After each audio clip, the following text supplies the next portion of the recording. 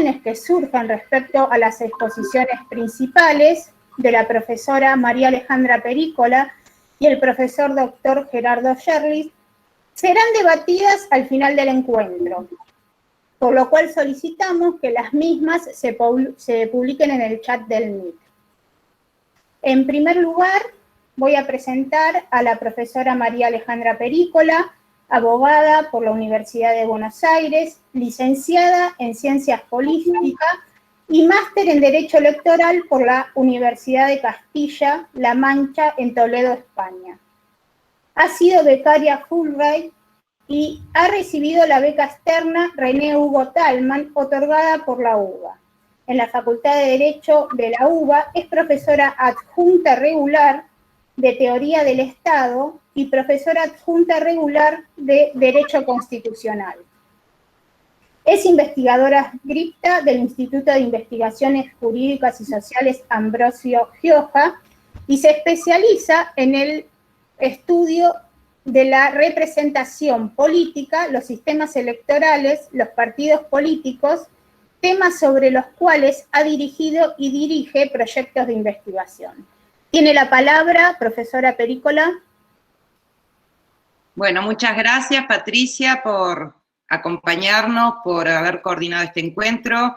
Muchas gracias a todos los que están conectados en este momento para escuchar estas breves reflexiones que haremos con el doctor Gerardo Sherlis sobre los modelos de democracia y la regulación de los partidos políticos, concentrándonos en este último caso en nuestro país. Si me permiten un momento, entonces yo ahora voy a compartir la pantalla con ustedes. Estoy en eso.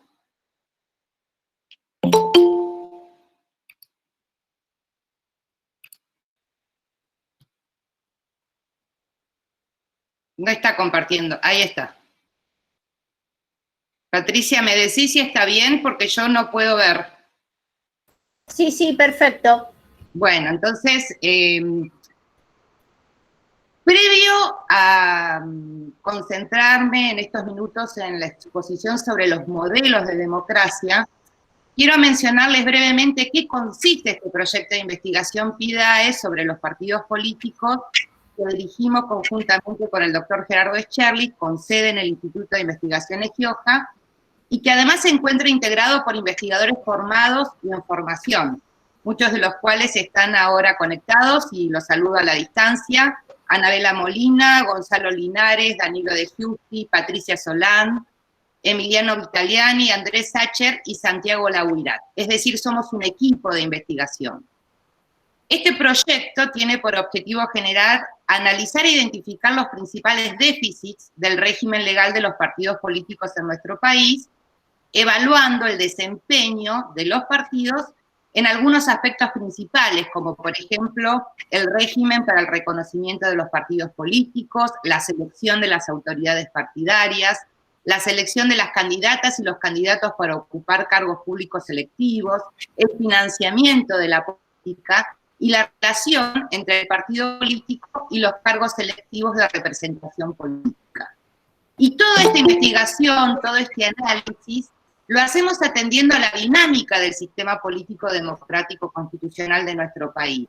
Y en ese sentido, además, ponderando, tal como lo ha señalado el maestro Bobbio, que la legitimidad de todo gobierno democrático depende del consenso que se verifica periódicamente por medio de elecciones libres, por sufragio universal, libre, secreto, igual, que al mismo tiempo requiere el respeto de un conjunto de reglas que regulen el proceso electoral, a fin de que se adopten las decisiones por la mayoría numérica, se respete al mismo tiempo a las minorías políticas y se asegure la alternancia en el poder político.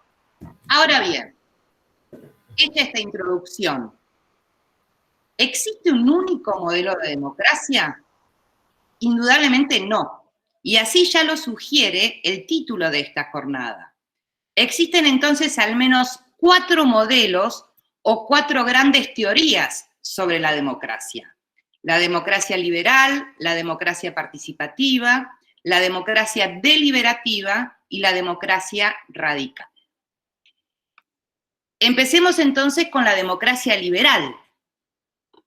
En este tipo de democracia, que es nuestra democracia actual, que es el momento en el que surge esta forma de organización ya a fines del siglo XVII, la articulación de la voluntad popular se realiza de una manera compleja mediante una serie de instituciones políticas que incluyen no solo la representación política, sino también una serie de mecanismos y límites al ejercicio del poder político, como la división de poderes, el Estado de Derecho y los derechos y libertades individuales.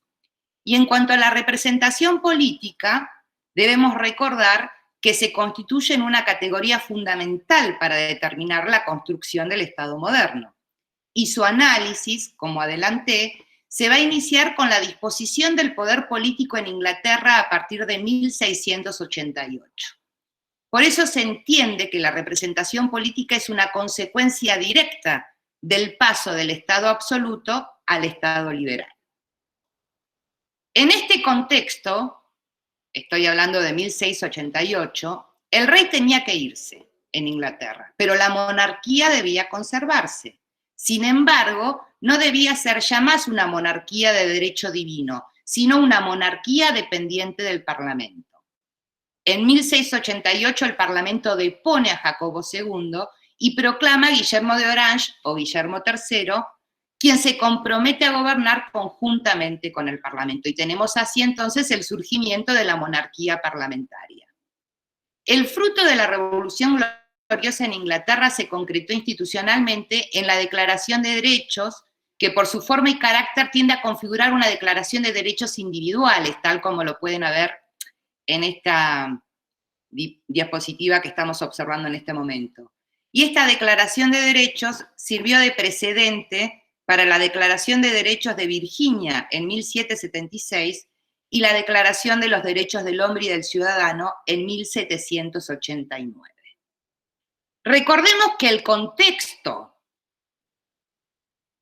que es el siglo XVII, fines del siglo XVII, es el que nos lleva a analizar entonces todos los autores que van a dar comienzos, o ponen en el debate la necesidad de establecer una nueva forma de organización con distintas reglas del juego. Siempre entonces en el marco del nuevo liberalismo político y en contra de la monarquía absoluta. Entonces en este contexto se ubica el pensamiento de John Locke, que tal como señaló un gran autor, que es Bertrand Russell, fue el más afortunado de todos los filósofos, porque completó su obra, el segundo tratado sobre el gobierno civil, publicado en 1690, justamente en el momento en el que el gobierno de su país caía en manos de hombres que compartían sus opiniones políticas. Por eso fue el mejor parado de todos los filósofos de su época. Así, la primera versión de la teoría de división de poderes que propone Locke se constituyó en el emblema de la crítica ideológica del liberalismo político contra el absolutismo monárquico. Ya a mediados del siglo XVIII, la teoría política tuvo su centro en Francia. La crítica de la monarquía absoluta necesitaba una filosofía política y los escritos de Locke se convirtieron en fundamento de la Ilustración francesa, al mismo tiempo que la admiración por el gobierno inglés fue cardinal en el liberalismo francés. Así, el elogio que hace Montesquieu a la Constitución inglesa en El espíritu de las leyes, publicado en 1748, se convirtió en un clásico, y lo sigue siendo. Y a partir de esta definición de los gobiernos moderados, la teoría política de Montesquieu es una teoría de los contrapesos en la que se fundamenta la separación de poderes dentro del Estado, poder legislativo, ejecutivo y judicial, y todo ello en pos de evitar el abuso en el ejercicio del poder político, en el marco o en el contexto de estos inicios de la democracia liberal. Nótese además que esta teoría de la separación de poderes se ha convertido, gracias a Montesquieu, en una especie de dogma. Recordemos el artículo 16 de la Declaración de los Derechos del Hombre y del Ciudadano de 1789, que va a proclamar que toda sociedad en la que no esté asegurada la división de poderes ni aseguradas una serie de derechos, carece de constitución. Tenemos que mencionar, además, en este rápido repaso sobre la evolución de la democracia liberal, la contribución que ha hecho en cuanto al concepto de representación política Edmund Burke, en el conocido discurso a los electores de Bristol del 3 de noviembre de 1774, lugar en el que sostuvo que el representante ha de tener libertad absoluta y no puede estar ligado por promesas obligatorias. Su relación con los representados debe ser de confianza y no de cumplimiento de instrucciones, insistirá Edmund Burke. Sin embargo, la teoría de la representación parlamentaria de Burke no culmina con el paso del mandato imperativo al mandato representativo. Su esfuerzo también se observó en defender el lugar que ocupa en la forma de gobierno parlamentaria el partido político, distinguiéndolo de la lucha mezquina que caracterizaba a las facciones. Concebía, en ese contexto histórico, que un partido político es un cuerpo de hombres unidos para promover el interés nacional mediante acciones conjuntas sobre la base de algún principio determinado en el que todos están de acuerdo. La transformación institucional en Inglaterra que vimos en estos breves minutos a partir de la confirmación de la soberanía del Parlamento y del gobierno parlamentario continuó su recorrido en las colonias inglesas de América del Norte. En Virginia se inició la edificación de la nueva nación americana a partir de la ya mencionada Declaración de los Derechos del Hombre y del Ciudadano del 20 de junio de 1776. Luego, el 4 de julio de ese mismo año, el Congreso de Filadelfia sancionó la Declaración de la Independencia de los 13 Estados Unidos de América. Y el 17 de septiembre de 1787 se dictó la Constitución de los Estados Unidos, y por primera vez en la historia de la humanidad se estructuró una república sobre la base de la soberanía popular y de los derechos del hombre. Surge así, en 1787, una constitución escrita, creadora de un orden jurídico y de un sistema de gobierno formado por tres poderes: la soberanía popular como fuente de todo poder, gobierno representativo por elección popular directa o indirecta, la igualdad ante la ley, la periodicidad en el ejercicio de las funciones políticas y la responsabilidad de todos los funcionarios públicos. Este texto de 1787 debía ser ratificado por el pueblo de cada estado de los Estados Unidos y necesitaba para entrar en vigencia la ratificación al menos de 9 estados.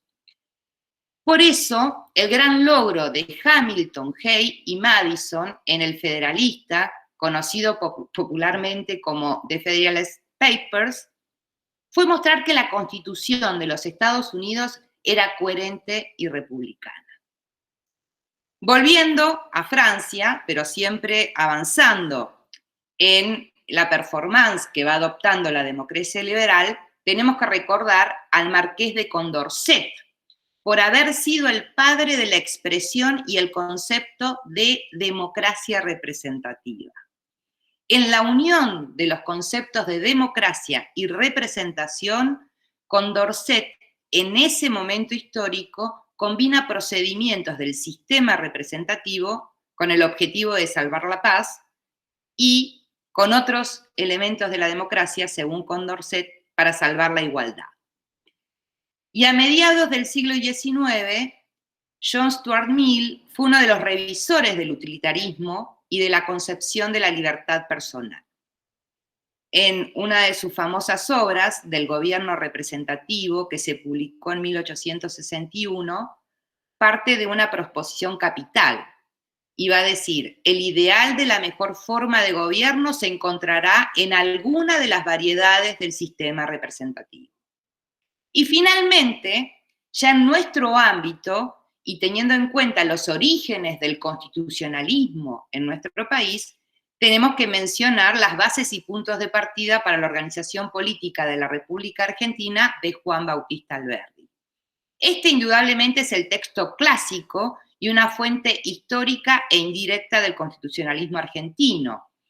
En las bases, ya Alberdi sostenía que el gobierno representativo requería la definición de un sistema electoral para la formación de los poderes públicos, la garantía de la pureza del sufragio, el establecimiento de condiciones de elegibilidad, la educación del pueblo, operada mediante la acción civilizante de Europa, es decir, la inmigración, como medio de progreso y cultura, y el establecimiento de mediaciones de segundo y tercer orden entre la elección popular y la decisión política a través del voto indirecto. Esto en los inicios, ¿verdad? Y luego, decía Alberdi, hay que preparar a las masas para el ejercicio futuro del sufragio directo. No caben dudas, entonces, que las ideas que Alberdi plasmó en esta segunda edición de las bases de 1852 precedieron e influyeron en la Convención Constituyente que se reúne en Santa Fe a fines de 1852 y sanciona la primera Constitución de nuestro país el 1 de mayo de 1853. De hecho, y así lo observamos en el texto, ya en el artículo 1 de nuestra Constitución Nacional se establece que la forma de gobierno es representativa, porque el pueblo ha decidido ejercer su soberanía por medio de representantes, que la forma de gobierno es republicana, porque reconoce la soberanía del pueblo como base de todo gobierno, pero el principio de representación como única forma de ejercicio, y la forma de Estado federal. Y en cuanto al mecanismo de la representación política propiamente dicha, el artículo 22 de nuestra Constitución define con más precisión el sistema y dice: el pueblo no delibera ni gobierna, sino a través de sus representantes. Ahora bien, la institución central del gobierno representativo queda claro que es la elección. Sin embargo, tenemos que resaltar que en los orígenes de la democracia liberal, el gobierno representativo fue instituido con plena conciencia de que los representantes serían y debían ser ciudadanos distinguidos socialmente, virtuosos, talentosos, poseedores de riquezas, es decir, representantes diferentes y superiores respecto de quienes los eligieran. A este hecho, Bernard Manin lo ha calificado como principio de distinción. La representación por consentimiento de Locke y el gobierno moderado de Montesquieu no implicaba la participación política de todo el pueblo. Los autores del Federalista, Hamilton, Hay y Madison, no se cuestionaron la extensión del derecho de sufragio.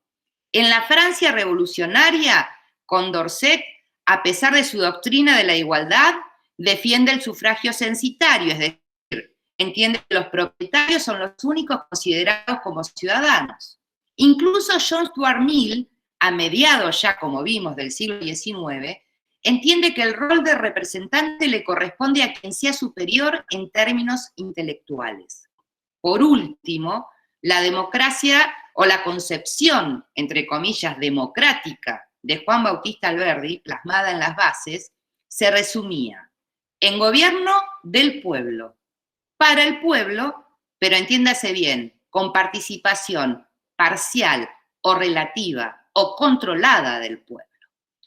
Consecuentemente, el proceso de incorporación de la democracia en cuanto a términos de participación política al Estado constitucional se observa claramente recién cuando aparece el adjetivo democrático en las constituciones. Y este caso se da recién en 1848 en la Constitución francesa, de la Segunda República de Francia, en donde se establece que la República Francesa es democrática, una e indivisible. Pero luego, de 1848, salvo la inserción de la palabra o el adjetivo democrático en algunos textos americanos o en algunos cantones suizos, hay que esperar a la segunda posguerra mundial para asistir a la generalización de la democracia en los estados constitucionales. Así, los elementos que sirven para definir la novedad democrática y que hacen posible la transición del principio de distinción expuesto por Manin al principio de igualdad en la democracia constitucional son la adopción del principio de la soberanía popular como presupuesto formal de la legitimidad democrática, la ampliación del derecho al voto hasta la consagración del sufragio universal, masculino, femenino, libre, igual, directo y secreto, que se da recién o empieza a comenzarse bien este proceso seriamente en el siglo XX, garantías efectivas de los derechos de las ciudadanas y los ciudadanos, el principio de la mayoría, el respeto de las minorías, la institucionalización de la oposición política, la incorporación de instituciones de participación directa o semidirecta del pueblo, la división, control, responsabilidad frente al poder político o ante el poder, la publicidad y la libertad de la comunicación política, la primacía del derecho, el pluralismo político y su principal manifestación, los partidos políticos. Pues bien, ante las deficiencias de la democracia liberal, porque ninguna forma de gobierno es perfecta, y como decía Rousseau, si hubiese un pueblo de dioses, se gobernaría democráticamente, pero un gobierno tan perfecto no es propio de hombres, surgen nuevas teorías o modelos de democracia con la finalidad de democratizar aún más la democracia. Entonces luego, o a continuación, en el transcurso de la historia, aparece como adelante otro modelo de democracia que es la democracia participativa. Este modelo constituye un primer intento para mejorar las democracias liberales, fomentando una mayor participación de las ciudadanas y los ciudadanos. Y surge, tal como lo indica una escritora experta en este tema, que es Jessica Baños, en la década de los 60 del siglo XX.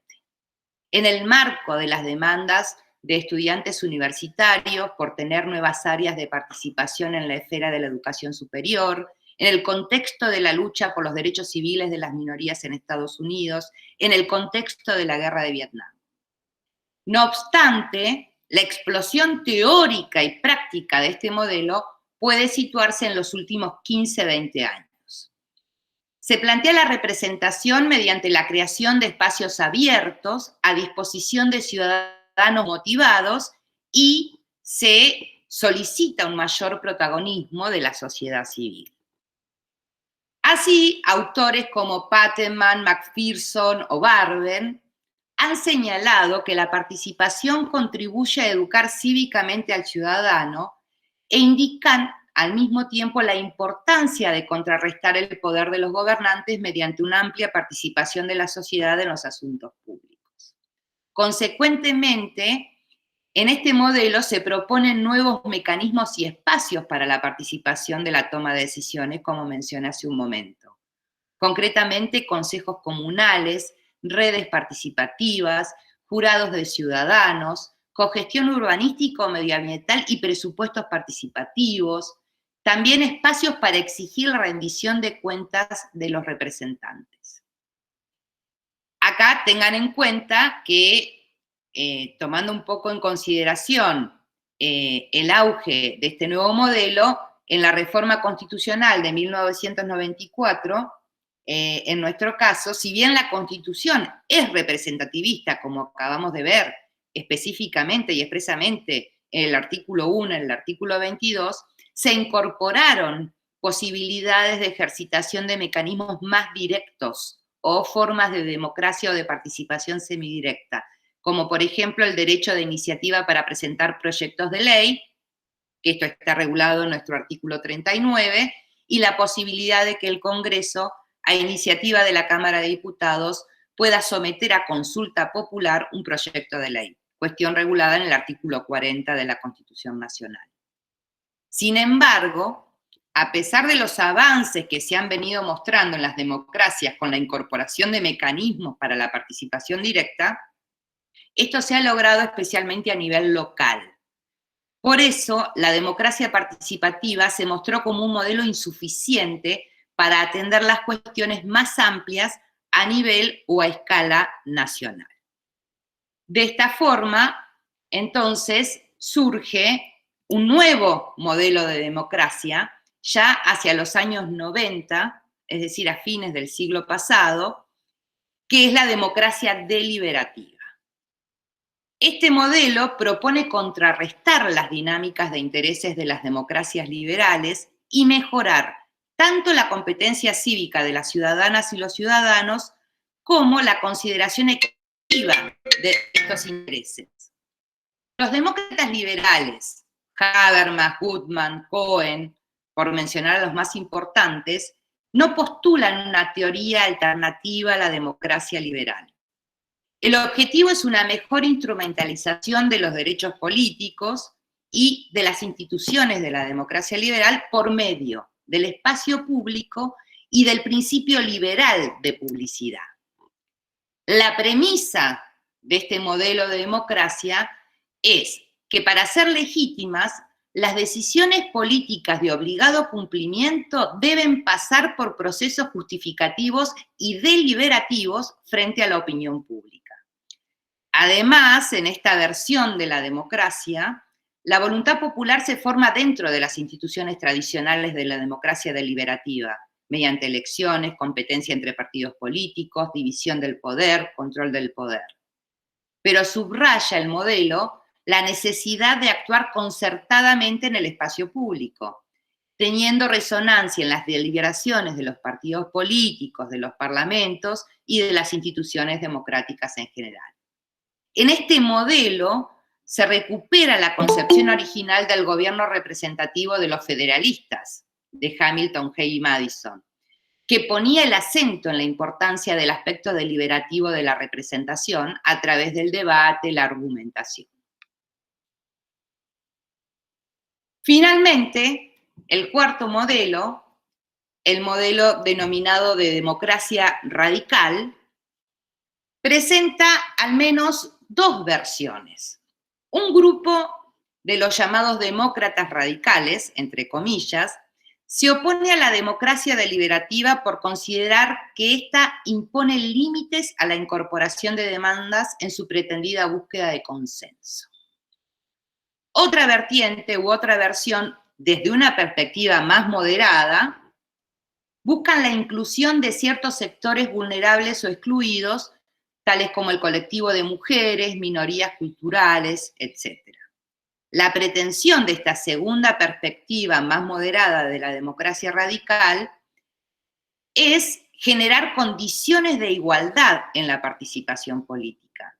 Por lo tanto, se trata de un modelo congruente con los objetivos de la democracia liberal y con los objetivos de la democracia deliberativa.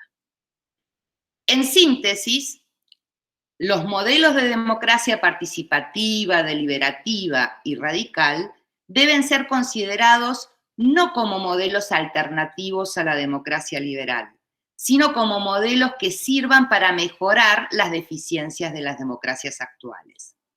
La respuesta está en complementarla, de manera que un cierto grado de participación, de deliberación y de inclusión abran los cauces hacia un modelo de convivencia más aceptable para todos en el marco de la democracia liberal. Y en este desafío, los partidos políticos, enaltecidos en el artículo 38 de nuestra Constitución Nacional como instituciones fundamentales del sistema democrático, han de cumplir un rol preponderante. Bueno, muchas gracias por la atención y entonces continuamos con la jornada. Muchas gracias, profesora Perícola, por su exposición. A continuación presentaremos al profesor Dr. Gerardo Sherlis, investigador del Consejo Nacional de Investigaciones Científicas de Argentina, profesor titular regular de Teoría del Estado en la Facultad de Derecho, Universidad de Buenos Aires. Se graduó como licenciado en Ciencias Políticas y como abogado en la misma universidad y obtuvo su doctorado cum laude en Ciencias Políticas en la Universidad de Leiden, Países Bajos. La especialidad en el estudio de las instituciones políticas y en particular en los partidos políticos latinoamericanos, temas sobre los cuales ha publicado numerosos trabajos en revistas especializadas y dictado cursos de posgrado en diversas universidades, incluyendo la de Bolonia, Leiden, Buenos Aires, Di Tella y Nacional de Rosario, entre otras. Tiene la palabra doctor Sherlis.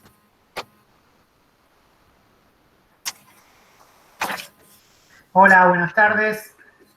Patricia, Alejandra, todos los presentes, muchas gracias. Y bueno, de algún modo voy a retomar la presentación de Alejandra, y voy a hacer algunas, más bien, reflexiones en voz alta, poniendo un poco sobre la mesa lo poco explorada que está la relación entre los modelos de democracia y la regulación de los partidos políticos y las implicancias que eso tiene. Como todos sabemos, nunca en la historia hubo tantas democracias, o al menos nunca llamamos democracias a tantos países como en los últimos 30 años, ¿sí? A partir de la tercera ola, en América Latina, la caída del muro, la democratización de la Europa comunista, postcomunista, una mayoría de los países son en principio considerados democráticos. Sin embargo, al poco tiempo de consolidada la democracia como el régimen político por default, digamos, surge también una fuerte insatisfacción con cómo están funcionando las democracias. ¿Sí? Entonces, la preocupación tradicional por cómo llegar a la democracia se transforma en una preocupación por cómo son nuestras democracias, cómo están funcionando y cómo satisfacen los anhelos de la ciudadanía. Y es lo que encontramos, bueno, los datos, por ejemplo, si tomamos una muestra que se hace anualmente de Latinobarómetro, vemos que una de las últimas mediciones de 2018 muestra efectivamente que para un 65% de latinoamericanos la democracia es el régimen preferible a todos los demás. Sin embargo, hay un 71% de latinoamericanos que se considera insatisfecho o muy insatisfecho con cómo funciona la democracia. Y es sobre este telón de fondo, sobre esta realidad, que cobran auge en el plano académico, en el plano de la investigación y de la discusión teórica, todas estas teorías que pretenden ser superadoras del modelo clásico de la democracia representativa. Y sobre todo la idea de la participación como elemento central del proceso democrático, en la teoría de la democracia participativa, y quizá un poco más allá en el tiempo, las teorías deliberativas, que pretenden, como bien nos mostraba Alejandra, involucrar el debate público, la deliberación de ideas, y que las decisiones sean el resultado de los consensos de aquellas personas a las cuales se van a aplicar las decisiones. Estas teorías son diversas entre sí, habría mucho, bueno, Alejandra presentó los principales puntos, pero hay algo que comparten o que tienen en común, y es que en general muestran muy poca consideración o se ocupan muy poco de los partidos políticos. Los partidos políticos en general están ausentes en estas teorías que podemos llamar normativas de la democracia, normativas en el sentido que pretenden buscar el mejor modelo de democracia, no describir la democracia tal cual es, sino plantear cómo debería ser la democracia para que funcione bien. Y en estas teorías en general, en sus principales autores, en sus principales exponentes, los partidos políticos no aparecen, o aparecen muy poco, y en todo caso aparecen del lado malo, ¿sí? Aparecen del lado de lo que está mal, aparecen como aquello que dificulta la deliberación, o como aquello que en general obstaculiza la participación, ¿sí? Y entonces las propuestas en general están orientadas a generar instancias alternativas a los partidos políticos. Y por lo tanto, menos aún hay atención en las teorías normativas de la democracia a la regulación de los partidos políticos. Entonces, este es un primer punto, ¿sí?, que me gustaría hacer, que no es algo que se me ocurre únicamente a mí, sino que ya ha sido advertido en algunos trabajos. Hay, creo yo, un problema en los modelos normativos de la democracia al no considerar, o al menos no con algún rigor, la presencia de los partidos políticos como institución central de la democracia. Y entonces paso a un siguiente punto, digamos, dejando esto por el momento un poquito de lado. paralelamente con las transiciones, retomando el hilo del principio, así como la democracia se consolida en los hechos como la única alternativa posible, como the only game in town, en la famosa definición, no es el único juego, ya nos ocurre pensar en regímenes alternativos, ocurre también que los partidos políticos pasan por primera vez quizás a ser aceptados generalmente como un actor fundamental, incuestionable, ¿sí? Algo que no pasaba ni en los 40, ni en los 50, ni en los 60. Ahora sabemos que los partidos políticos son instituciones fundamentales del sistema democrático.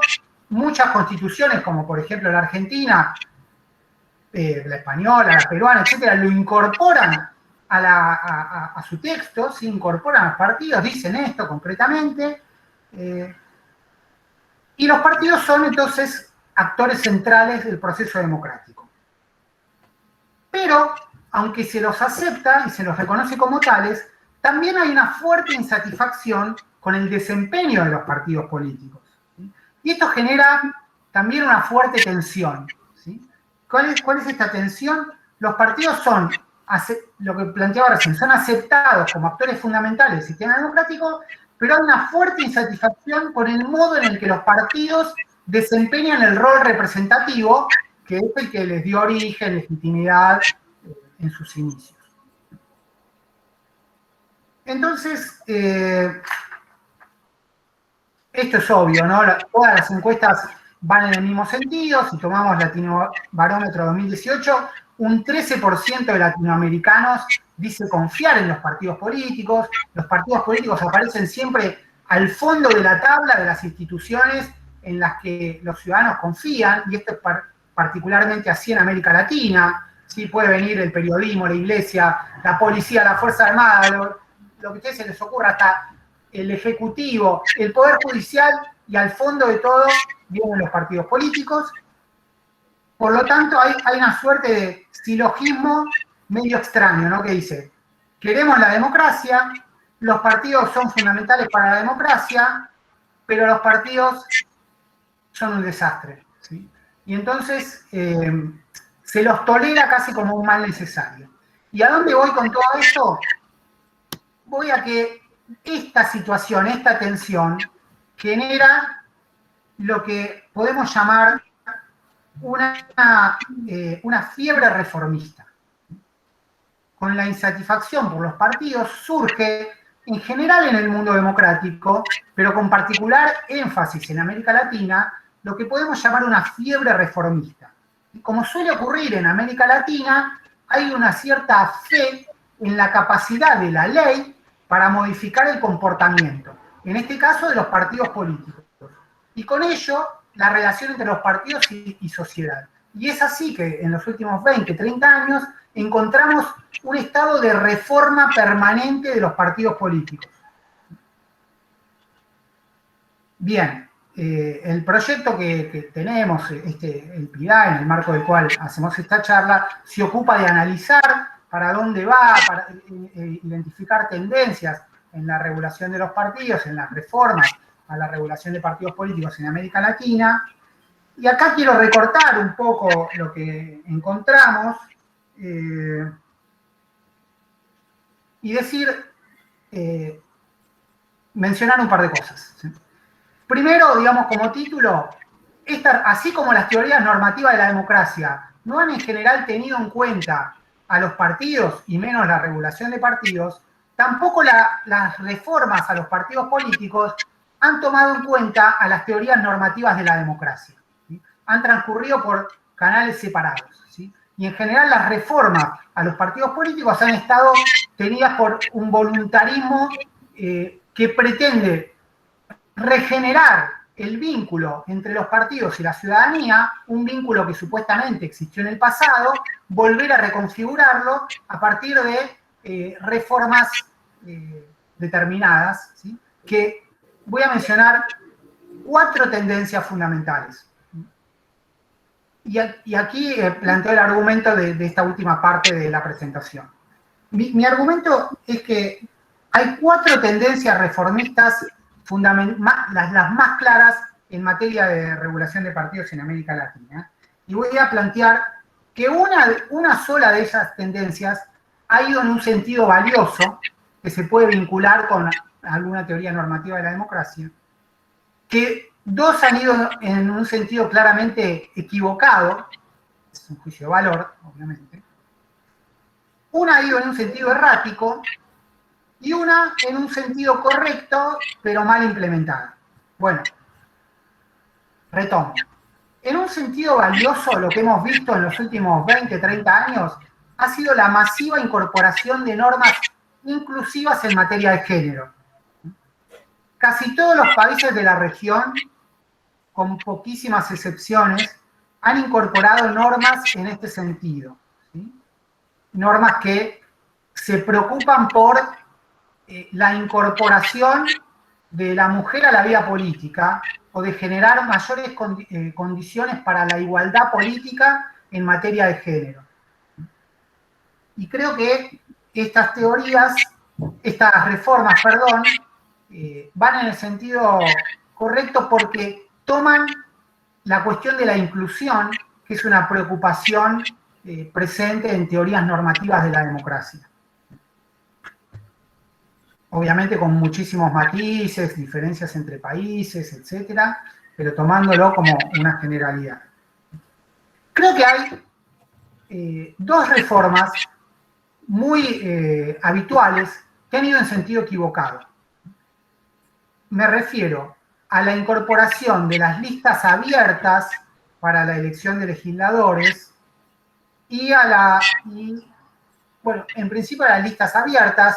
Básicamente, esto supone el voto de preferencia, que cuando uno va a votar no vota a un partido político ni a una lista, sino que puede armar la lista con candidatos, organizando la disposición de las candidaturas en la lista, o incluso, como en algunos países, eligiendo candidatos de distintos partidos al mismo tiempo. Esto supuestamente está, de algún modo, inspirado en alguna visión de democracia radical, ¿sí? Si tenemos que asociarlo a alguna de las opciones que mostró Alejandra, ¿sí? Quizá más bien lo vincularía a un ideal populista de la democracia, en el cual los partidos son una intermediación molesta entre los ciudadanos y sus representantes, y por lo tanto hay que debilitar esa estructura para que los ciudadanos puedan elegir directamente, ¿sí? Quitándole fuerza a la organización partidaria. Y esas reformas que se han hecho presentes en 8 países latinoamericanos en los últimos años, Argentina es una excepción en ese sentido, han en general tenido consecuencias muy nocivas en cuanto a efectivamente el debilitamiento de los partidos políticos, la fragmentación política, y no han en general servido para ese ideal de revincular a los ciudadanos con sus representantes, ¿sí? Y en el mismo sentido, se puede mencionar, todas estas cosas serían para discutir, obviamente, la promoción de las candidaturas independientes, ¿sí? La posibilidad de que cualquier ciudadano se presente sin necesidad de conformar una organización partidaria. Esto también ha estado inspirado en una supuesta búsqueda de democracia más radical, o de debilitar a ese canal intermediario que son los partidos políticos para generar un vínculo más directo entre representantes y representados. Bueno, también una mayoría de países con diferentes reglas han incorporado reglas para las candidaturas independientes. Creo que estas dos reformas, y la experiencia lo muestra, en países como Ecuador, Perú, muy claramente, han tenido consecuencias negativas para el sistema democrático, muy claras, sin mostrar beneficios en términos del objetivo que se proponía. Dije entonces que una tendencia de reformas había en sentido valioso, la de la inclusión en términos de género. Dije que 2 habían ido en términos errados, me refería a las listas abiertas y a las candidaturas independientes. Dije que una había ido en un sentido errático, y es la tendencia a establecer sistemas de primarias abiertas, como tenemos, por ejemplo, en Argentina. ¿Y por qué digo errático? En general, estas reformas se presentan con un diagnóstico equivocado, ¿sí? Planteando que haciendo que la gente participe en la elección de las candidaturas se va a recuperar el vínculo entre los partidos y la ciudadanía, o que se va a democratizar a los partidos. ¿Sí? Habría mucho para discutir respecto a qué significa la democratización de los partidos. Uno en principio pensaría que tiene que ver con la distribución del poder al interior de la organización, ¿sí? O la horizontalidad en la toma de decisiones. No se ve mucho cómo estas elecciones pueden abonar a eso, ¿sí? Y tampoco es claro que estas reformas hayan revinculado a la ciudadanía con los partidos políticos. En algunos casos también han tenido efectos negativos, pero claramente se plantean inspiradas por concepciones participativas de la democracia. La experiencia en general muestra que obligar a los partidos a definir sus candidaturas en elecciones abiertas no ha servido a este fin y no está muy claro a qué fin sirven.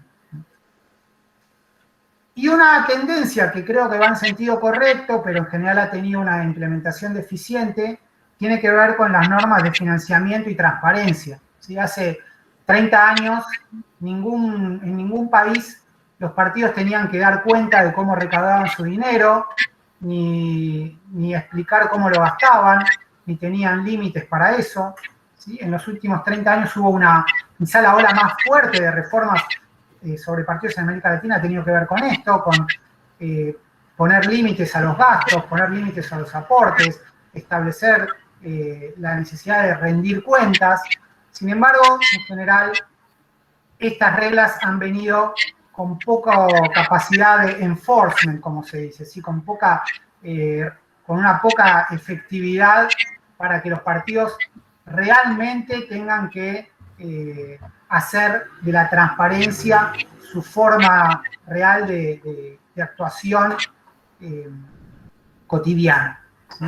Por lo tanto, creo que van en un sentido correcto, pero la implementación ha sido muy deficiente. ¿Sí? También es importante que los partidos, mencionar que los partidos en general reciben diversas formas de subsidios públicos y que eso también en general es visto positivamente. Pero país tras país, esto uno lee los casos, la legislación sobre financiamiento y rendición de cuentas es vulnerada sistemáticamente, en general con pocas consecuencias. Entonces voy a tratar de hacer una conclusión, un corolario de todo esto, intentando unir estas piezas poco vinculadas en general, y diría lo siguiente: la democracia, sea que la pensemos en términos representativos, deliberativos o participativos, requiere de partidos fuertes, requiere de partidos sólidos y confiables. ¿Sí? O sea, la idea de que vamos a tener una democracia funcional sin partidos políticos o con partidos políticos muy debilitados, porque eso lo va a reemplazar la deliberación, la participación en otras instancias, puede ser un ideal que uno puede abrazar, pero no está arraigado en ningún elemento de la realidad y en ninguna experiencia concreta. Lo que sabemos por la experiencia mundial y latinoamericana en particular es que, digamos, podemos tener democracias muy malas con partidos políticos, pero sin partidos políticos la democracia sí o sí funciona mal. En todo sentido lo podremos discutir. Y lo cierto es que América Latina tiene un problema serio en ese sentido, ¿sí? No es fácil construir partidos políticos fuertes. Entre 1978 y 2010, un cuarto de los partidos políticos establecidos colapsaron, ¿sí? Partidos que uno pensaba que eran parte del paisaje natural, como si uno hablara acá del radicalismo, del peronismo, puede hablar del APRA en Perú, de Acción Democrática en Venezuela, de la izquierda democrática en Ecuador. Muchos partidos que parecían parte del paisaje desaparecieron de la noche a la mañana y nadie se hizo mayor problema. ¿Sí? Los partidos hoy son vulnerables, son frágiles. ¿Sí? Y son contados con los dedos de una mano o hasta dos manos los partidos que en los últimos 20 años surgieron y se establecieron. ¿Sí? Los partidos son en general frágiles, efímeros. Y esto sabemos que no es bueno para el funcionamiento de la democracia. Es para discutir, obviamente, para largo, pero lo sabemos. ¿Sí? De modo que si hay futuro para la democracia es con partidos políticos. Y a la vez sabemos que una mayoría de partidos políticos no tiene futuro. Entonces, cualquiera sea el modelo de democracia que propugnemos, debemos comenzar por pensar cómo fortalecer a los partidos políticos. Y ahí, de las tendencias reformistas, creo que las reglas que apunten al fortalecimiento, pero fortalecimiento supone también transparencia para los partidos políticos. Es fundamental. Bueno, se me acaba el tiempo, por eso quiero terminar con esto. Las teorías de la democracia no pueden ignorar a los partidos políticos si quieren incidir en el diseño de la democracia, si quieren tener un impacto en cómo se diseñan las reglas de la democracia. Y las reformas a los partidos políticos tampoco deben ignorar a las teorías de la democracia. ¿Sí? Hay mucho para aprender en las teorías de democracia a la hora de diseñar las reformas a los partidos políticos, a la regulación de los partidos políticos. Bueno, les agradezco, gracias por la paciencia y hasta aquí llego. Bueno, muchas gracias, doctor Sherlis, por tu disertación. A partir de acá damos lugar a las preguntas, consultas que tengan. Bueno, tenemos una consulta, digamos, un comentario que quiere hacer el profesor Gonzalo Linares, y después vamos a seguir con una consulta también que establece Mauro Alvarez Ramírez, que va a estar dirigida específicamente para Sherlis. Profesor Linares, le damos la bienvenida y le escuchamos atentamente. Hola, ¿qué tal? Buenas tardes. Profesor Sherlis, profesora Perícola, gracias por la exposición. Solamente un comentario muy cortito como para aportar a lo que se dijo en relación a la relación entre los debates contemporáneos, actuales sobre la democracia y los distintos modelos de democracia, y por el otro lado el tema de los partidos políticos, la regulación de los partidos políticos, los distintos debates sobre las reformas que se tienen que hacer. Bueno, solamente para observar que muchas de las reformas que se suelen proponer en torno a la regulación de los partidos políticos tienen como norte, o suelen tener como norte, superar la llamada crisis de los partidos políticos, que al mismo tiempo se inscribe en lo que al menos desde la crítica radical de la democracia se señala como la crisis de la democracia liberal. O la crisis de la democracia representativa liberal. Yo quería comentar nada más dos observaciones que hace concretamente Chantal Mouffe en El retorno de lo político, donde hace desde la crítica radical de la democracia, hace algunas consideraciones sobre el tema de los partidos y la crisis de los partidos. Una primera cuestión que señala es el tema de los partidos antisistema, la cuestión de los partidos antisistema, y particularmente ella se refiere a los partidos de extrema derecha.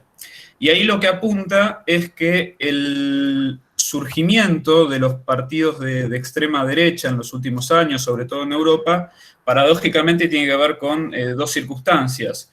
Una es, lógicamente, algún grado de ausencia de consenso sobre lo que sería el compromiso ético-político de la democracia y sobre el compromiso en torno a la legitimidad de las instituciones democráticas. Pero paradójicamente, además de la falta de consenso sobre esas cuestiones, sobre ese compromiso ético-político y sobre la legitimidad de las instituciones políticas, que son la base del orden democrático, también lo atribuye a la pretensión excesiva de consenso, es decir, una de las elementos de la crítica radical de la democracia a la democracia liberal representativa, a la democracia deliberativa, es la pretensión excesiva de consenso, ¿no? Y como mencionaba Alejandra en su exposición, el bloqueo, con esa pretensión excesiva de consenso que a veces bloquea la posibilidad de incorporar nuevas demandas sociales y políticas en el proceso democrático. Y ahí particularmente, bueno, esto se inscribe obviamente en la perspectiva agonista de la democracia que Mouffe distingue de lo que sería el antagonismo político, porque no se trata de una relación de amigo-enemigo o un acto de exclusión, como planteaba Schmitt, sino a la lucha política, a la confrontación política y a la construcción de identidades colectivas a partir de esa lucha política, ¿no? Presentar a la sociedad con alternativas políticas en disputa reales y claramente diferenciadas, ¿no? Ese conflicto político como parte esencial de la democracia, pero un conflicto entre adversarios, es decir, un conflicto que se da en un marco de pluralidad, donde no se niega la legitimidad del adversario porque no se lo considera enemigo, sino adversario. Y una de las cosas que señala Mouffe en relación a la crisis de la democracia liberal representativa es la famosa madurez política, el problema de la madurez política y la convergencia en el centro, o sea, el debilitamiento de la diferencia entre izquierdas y derechas, ¿no? La convergencia en el centro republicano, y esa es una de las cosas que Mouffe señala que le abre la puerta a los partidos antisistema, a los partidos de extrema derecha, porque a falta de confrontación política, a falta de lucha política, a falta del componente agonista, no antagonista, pero sí agonista, se genera un espacio para que las identidades colectivas se construyan ya no en torno a la lucha política, sino en torno a cuestiones como la nacionalidad, la religión, y ahí aparece el tema de los partidos xenófobos, los partidos antisistema, los partidos antieuropeos, etc. Así que, digamos, por ahí la censura a los partidos antisistema y particularmente las extremas derechas, uno podría pensar que son patrimonio exclusivo de la democracia liberal representativa, pero dentro de la crítica radical de la democracia, con todas sus variantes que señalaba Alejandra, que hay distintas variantes, bueno, tenemos algunos casos en los cuales se señala que el compromiso ético-político de la democracia y el compromiso en torno a la legitimidad de las instituciones democráticas se tiene que mantener aún en el contexto de lo que Mouffe llama la democracia pluralista, que es una democracia que pone énfasis en la lucha política, que pone énfasis en el conflicto político, en la cuestión agonista, pero que no se puede prescindir de este compromiso ético-político en torno al orden democrático.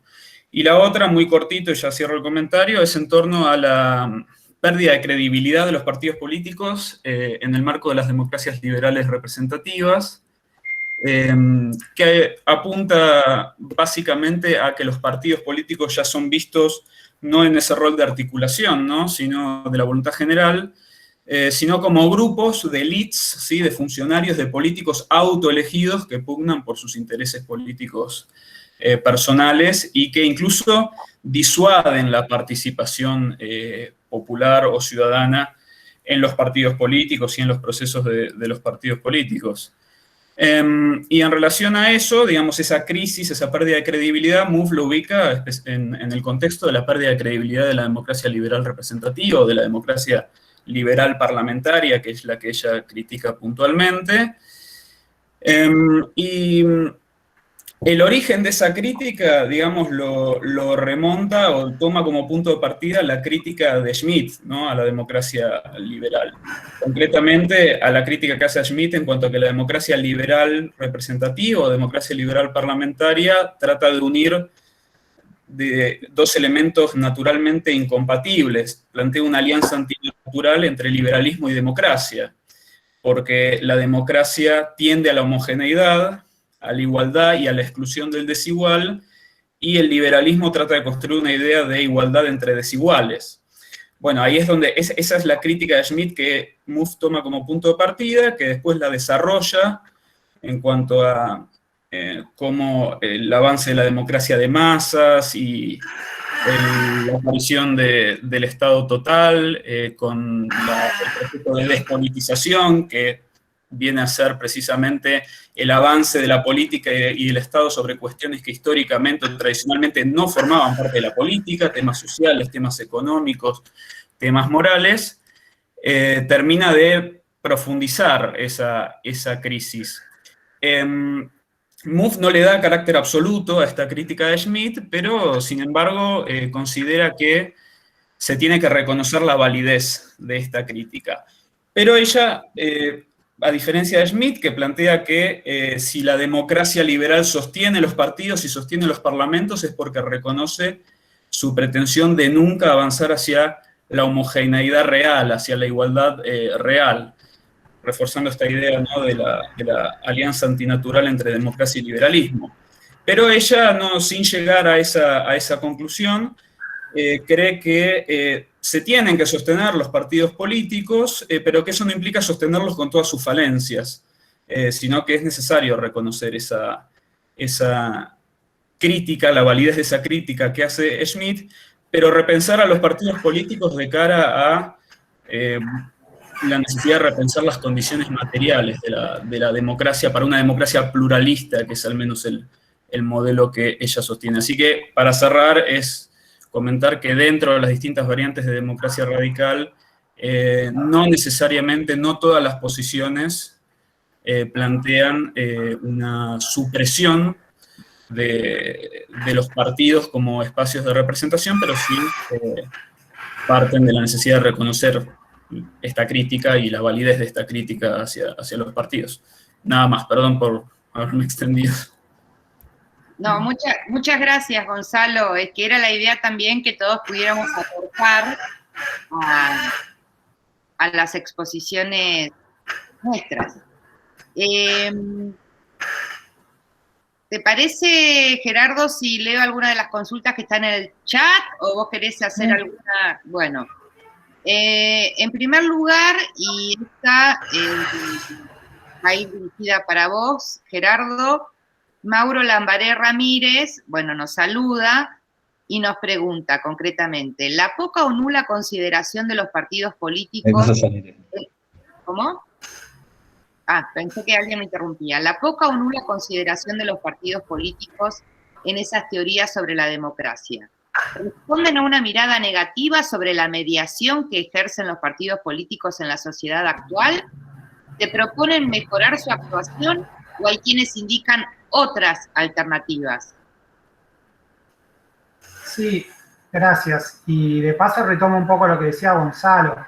Yo hice una generalización un poco estilizada, digamos, o alguno podría decir burda.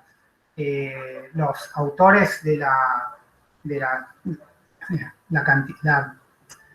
bibliografía sobre democracia participativa y democracia directiva es inmensa y los autores son muy variados y por supuesto que no ignoran la existencia de los partidos políticos. Lo que intentaba poner un poco arriba de la mesa y de hecho estoy de algún modo siguiendo una idea que tomo de algunos autores, que ahí alguien me hacía otra pregunta que después no puedo citar, es la poca centralidad que en general tienen los partidos en estas teorías, como si la democracia moderna, para mejorar, digamos, los partidos en general no son un actor central en estas perspectivas, raramente lo sean. En general, el mejoramiento de la democracia viene por otro lado, tanto en la participación como en la deliberación. Los partidos pueden cumplir algún rol, digamos, pueden seguir actuando en elecciones, etcétera, pero no son el canal, digamos, hay un problema con los partidos políticos. Efectivamente, como se plantea en la pregunta, hay una mirada en general negativa sobre el rol de mediación que ejercen en la sociedad. Los partidos son en general un actor autointeresado, digamos, un actor que responde a intereses particularistas y difícilmente ellos contribuyan a las miradas más normativas que plantean los autores de la democracia participativa y deliberativa. Así que en general sí, la respuesta básicamente sería sí.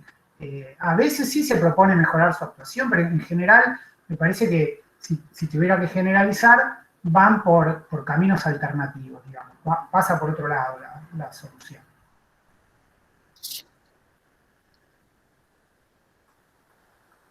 Bueno, seguimos, perdón.